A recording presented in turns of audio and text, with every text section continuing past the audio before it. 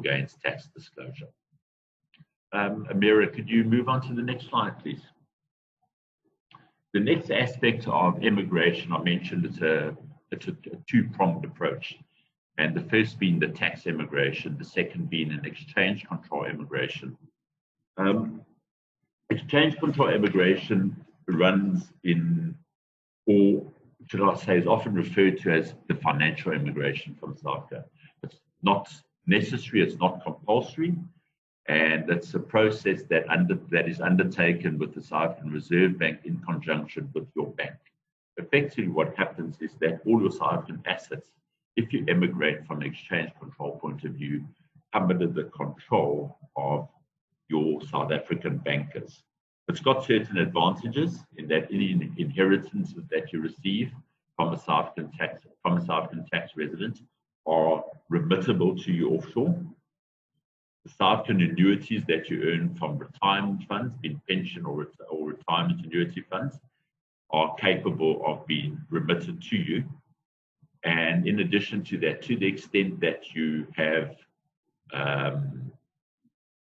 not retired from any of your pension funds or retirement annuity funds or provident funds, provided you have been out of South Africa for a period of 3 years, you can demonstrate that to the South African Revenue Service.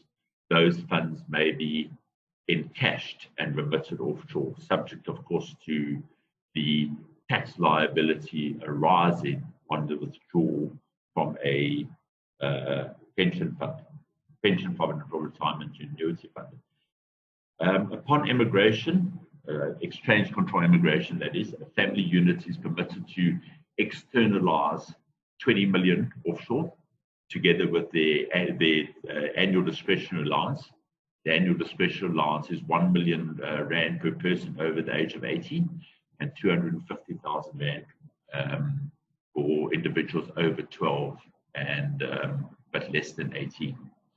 Again, if you don't financially emigrate, you can avail yourself to the offshore investment allowance, which is the annual 10 million allowance that is available. And in addition, and that 10 million rand is not a finite amount. To the extent you wish to externalize more than 10 million from South Africa, but you do not wish to financially emigrate, you can make a high net wealth application to your bank to facilitate the externalization of that capital.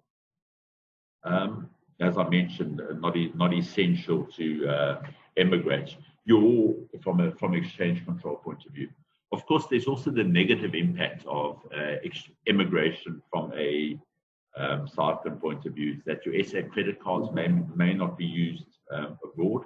Your South African assets are brought under the control of a bank. So there's that relationship that you need to have with your bank to have access to those assets.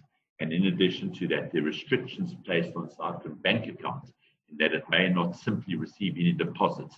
It can only receive deposits relating to dividends that you earn in South Africa, interest that you earn in South Africa, and if you own immovable property or you have investment funds or pension funds or provident funds that pay annuities to yourself, that may of course also be paid into that blocked account.